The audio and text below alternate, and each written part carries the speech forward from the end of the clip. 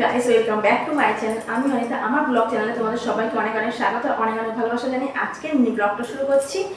আর আজ হচ্ছে বৃহস্পতিবার আর এখন বাজে হচ্ছে 10টা। এখানে দেখো করছি হচ্ছে যে লুচিগুলো আমার মনের মতন হয়নি, কেননা লুচিটা এই যে লিচিটা না ছিল হচ্ছে ফ্রিজে।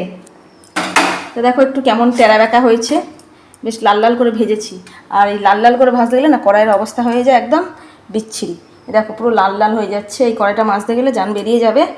আর একটু গ্যাসের ইয়েটা জোরে না দিলে না লুচি লাল লাল হবে না। আর এখানে এইটুকু লেচি রয়েছে, আমার লুচি প্রায় হয়ে গেছে, সবার খাওয়া হয়ে গেছে। আমি খাবো হচ্ছে শুধু লুচি খাবো, দুটো চা মুড়ি খেয়েছি। আর মা খাবে আর বর খাবে, কেন ঘুগনি আছে, গতকালকে ঘুগনি করেছিলাম, সেই ঘুগনি রয়েছে, ওই ঘুগনি দিয়ে খেয়ে নেব। আর দেখো সকালবেলা উঠে ভেবেছিলাম একটু দুধ চা খাবো, 10 টাকার একটা দুধের প্যাকেট আনা করিয়েছিলাম, তো দুধ দেখো কেটে গেছে, চা খাওয়ার হলো না, রচা খেলাম শেষমেশ আমি। তো দেখো আমি চান দান করে চলে এসেছি। আর আজকে না বৃহস্পতিবার, আর এখানে ঠাকুরের আসনটা পুরো পাল্টিয়েছি। বৃহস্পতিবার করে ঠাকুরের আসনগুলো পাল্টানো হয়। আর দেখো ঠাকুরের আসনটা কি ভালো লাগছে না দেখতে। আর পুরো প্রত্যেক বৃহস্পতিবার পাল্টাই আর এই নতুন আসন পেতে দিই।